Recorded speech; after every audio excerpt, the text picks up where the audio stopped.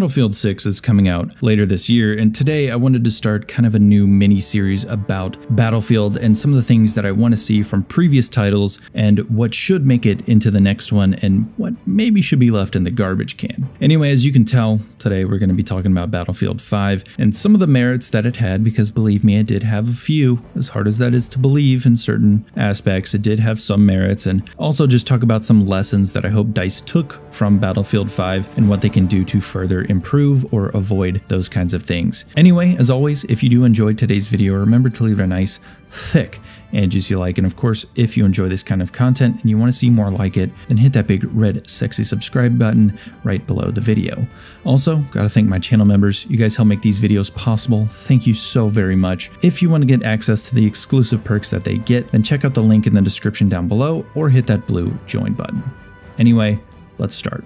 So let's start off on a high note, the good stuff. And I think the most notable good thing in Battlefield 5 is of course the gunplay. The gunplay was widely praised throughout most of Battlefield 5's life cycle. There were those two instances around the holidays that I'll get to a little bit later, but for the most part, it was a pretty simple and very satisfying system. Number one, there's going to be a decent amount of recoil, but number two, it's predictable, and number three, your bullets are going to go where you're aiming. I think a lot of people really like that. A lot of people did really enjoy it, especially in the very early stages of Battlefield 5. It was just a very good gunplay system. Now, they did tinker with it as time went on, and it did kind of go downhill. Again, there are two really big instances where this happened, but overall, the way it is now, while it's better than those other two times, it's still not as good as it was at launch.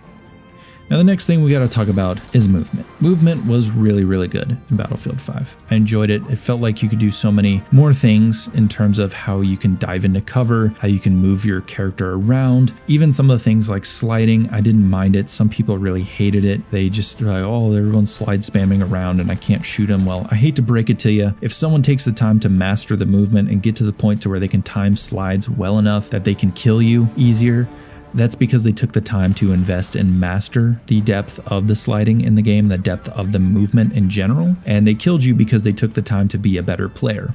Sorry, but that's the case. Good players take advantage of all mechanics that are given to them within the game. They don't ask for them to be taken away. I like the skill gap with the movement. I'm a big fan of it. I hope it stays.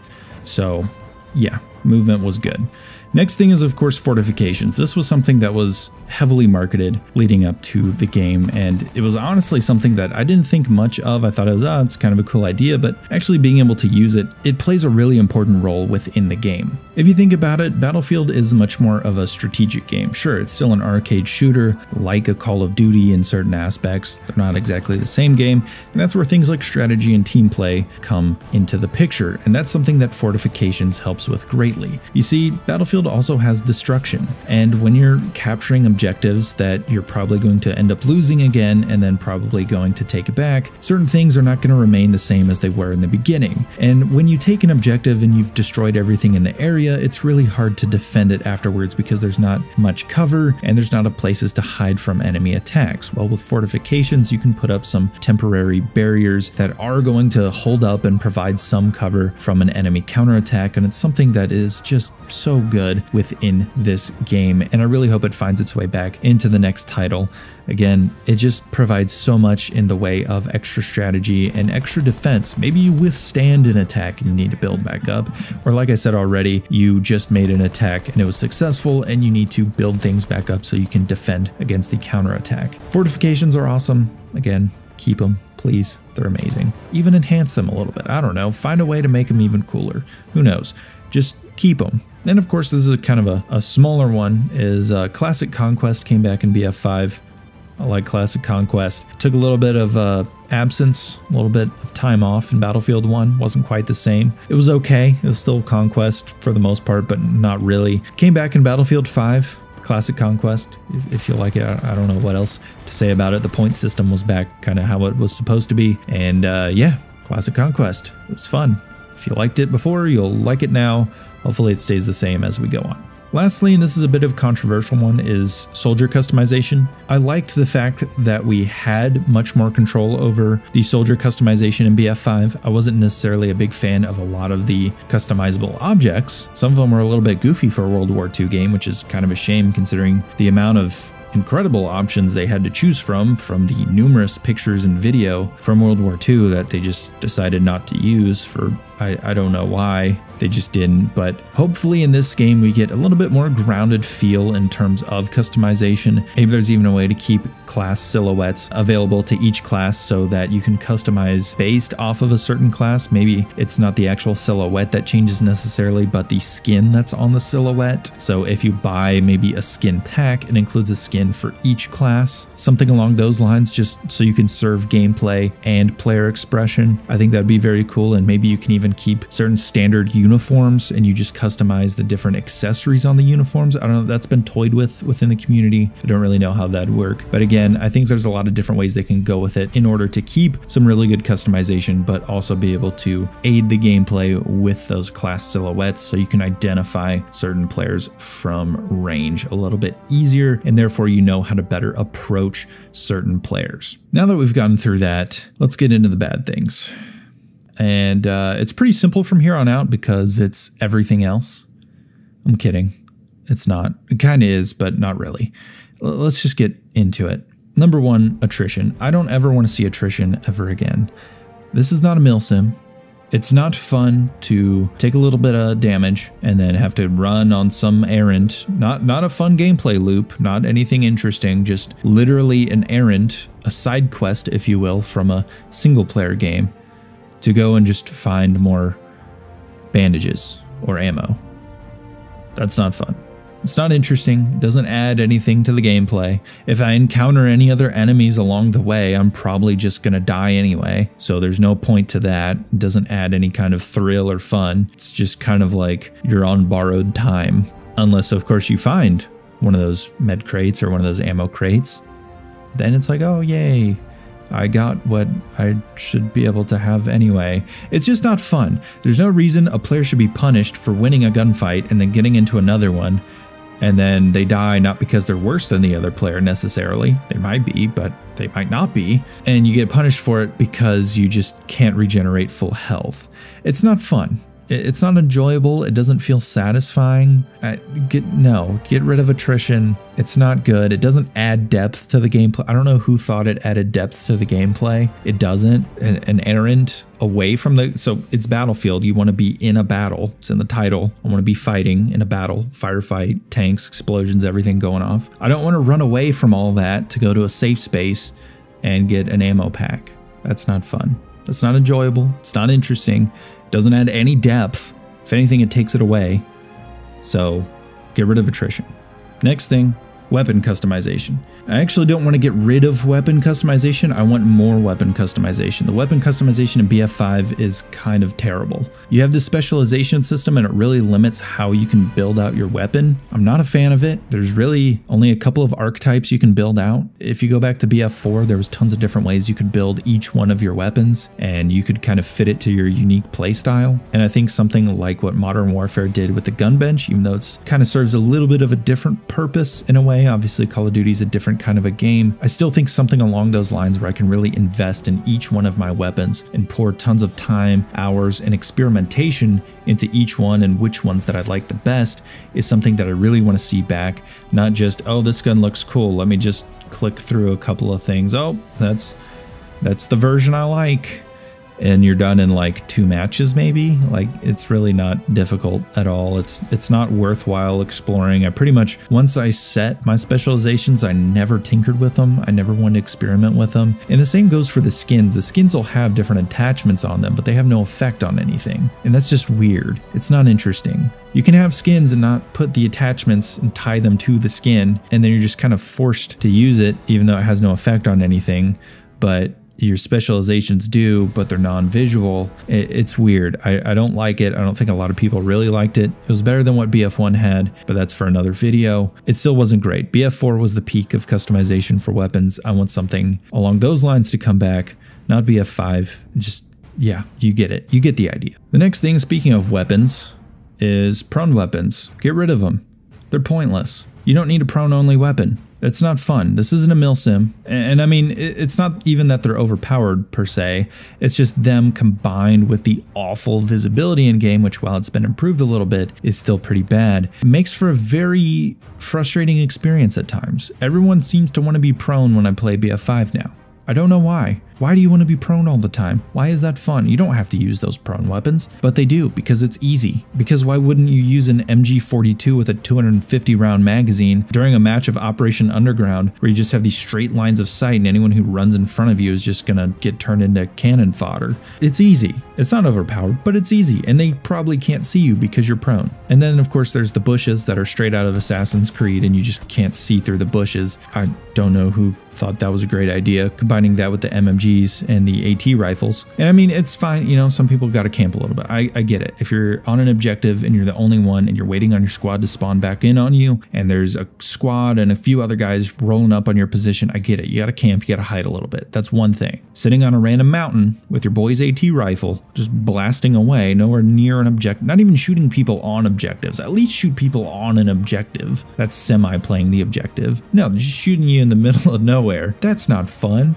Who thought this was fun? Whose idea was this? Get rid of those. Maybe, and we toyed with this in a Battlecast episode. Shout out to Battlecast. You guys need to go and watch those. I'll link them down below. It's really fun. Probably going to start our own channel with that and just make it like a Battlecast kind of thing where we just discuss these things, all things Battlefield and whatnot. If you make it some kind of a field specialization pickup, like just some random powerful weapon that spawns in a certain area and you can go and pick it up and it just happens to be prone only, like the anti-tank guy from BF1. That can be okay. I can understand that because that's only one person who can be a douche at a time. But when 4 or 5 guys are just panzer douching around the edge of the map, that's not fun. That's not fun at all. It's probably not fun for, I mean, they might really enjoy trolling people. I don't know.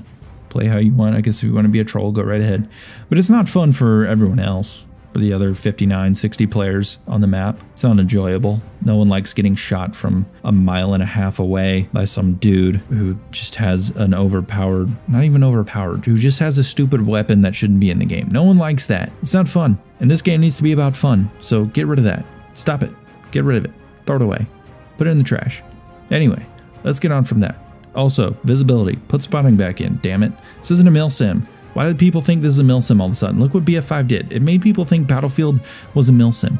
It's not a milsim. There's some great milsims that are starting to come to console, like Hell Let Loose, and there's plenty on PC. If you enjoy that kind of thing, more power to you. I hope you enjoy the games that make you happy.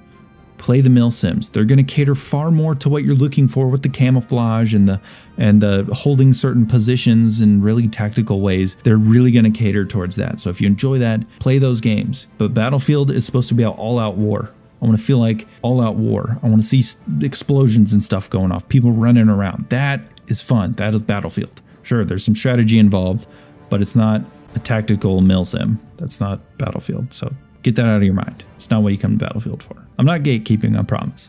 Anyway, I'll move on. Vehicle balance. We need better vehicle balance. Again, like I said, Battlefield is a combined arms game. Battlefield 5 had horrible combined arms gameplay. The tanks were balanced terribly because they couldn't push in and actually push objectives without getting immediately destroyed because they're so slow moving. But they also had to always tank snipe, which is also annoying, and it just wasn't fun, I think, for either side. I think as someone who played in a tank from time to time, it felt dirty because it feels like your only viable way of playing is to tank snipe, and I don't want to do that. I want to push the objective and feel like a badass driving my Sherman through a B point. Instead, I gotta sit on this hill like a little wimp, just blasting away from a mile away. That's not fun. That's not fun. Rebalance them, make them good, make it to where infantry can take out a tank and a tank can take out infantry and hold their own. It's just a powerful vehicle and come and just wreck stuff on the objective, not sit in the back like a little pansy. Same with the planes. Give the planes something to do. I'm tired of just getting carpet bombed like I'm in Vietnam or something. I don't care about Agent Orange or any of that, or getting firebombed. I don't, stop it. The maps in the Pacific are fun until the Zero players show up. Just fuck off. You're annoying, and the whole thing with the planes is annoying. Sure, we got the Fliegerfaust. That's fun. But again, it's not balanced properly. Put an objective in the sky. This is something I talked to some of my buddies about, discussing this very thing. Make something called air superiority, where if you take control of the sky. If you have good pilots up there and they take control of the sky, that's basically like holding another objective. It's something you have to keep in mind. So you want to take out other planes. It's not just about bombing the infantry. You want to take each other out, not just for the points, but as an extra objective. And if you hold the sky as an objective, you have air superiority. I don't really know how they'll calculate all that, but if you have air superiority, then of course you have already the advantage, but maybe you get to spawn an extra aircraft or maybe a special aircraft. Who knows? There could be something that they do that's really cool with that. Maybe that's how you can get access to like a commander UAV or something. I don't know. But I think there's a lot of cool things they could do with the planes that they just have never done. And I think something like that would be really nice because number one, it takes the focus off of just simply carpet bombing the infantry and it puts it on plane to plane combat. A lot of dogfighting, a lot of really fun moments like that I think pilots would enjoy a lot and feel like they're actually contributing to the team and trying to get a win. So I'd like to see that. Lastly, I think this is the big cardinal sin of BF5 is fucking with the TTK. The gunplay was beautiful in this game. It was the first thing we talked about and it's going to be the last thing we talk about. It was beautiful. It was something of art. It was a piece of art. It was wonderful. I loved it. A lot of people loved it. It got us through the tough times until you fucked with it. So for whatever reason during the holiday, when everyone would start talking about, oh yeah, Battlefield 5's gunplay, or oh, the Pacific's awesome, guys, come and play. I got people who had left the game to come and play with me again on Battlefield 5 when the Pacific dropped because it was dank. It was amazing. The gunplay was amazing. The maps were awesome. It was so much fun. It was probably the most fun I ever had. And then everyone's like, oh, here comes 5.2 and just takes a fat dump on the game. And it's just, it was bad. All those friends that I brought back to the game left once again, and I was stuck making videos complaining about it. Not great. Here's the thing. In this game, and this doesn't just apply to the TTK, hopefully they have a really good gunplay system in this game and hopefully it's fun. If you have something good, don't break it. If it ain't broke, don't fix it. If it's good, if it tastes good, don't take a dump on it. If you got a nice juicy filet on your plate, would it be cool if the chef came out and took a piss on it? No, it wouldn't. That would be terrible. I don't think anyone would like that. Doesn't matter. If you're vegan, maybe it's a vegan steak. I don't know what you guys like. I'm trying to appeal to everyone here. Would you like it if the chef came and took a piss on it? No, no one would like that. If you got something good, don't piss on it. Okay, Dice? Hope you're listening. Anyway, thank you guys so much for watching. That's all I have to say. I basically fixed Battlefield 6 before it's even out. I love you guys. Anyway, thank you so much for watching. Leave a thick and juicy like, and I'll see you in the next video.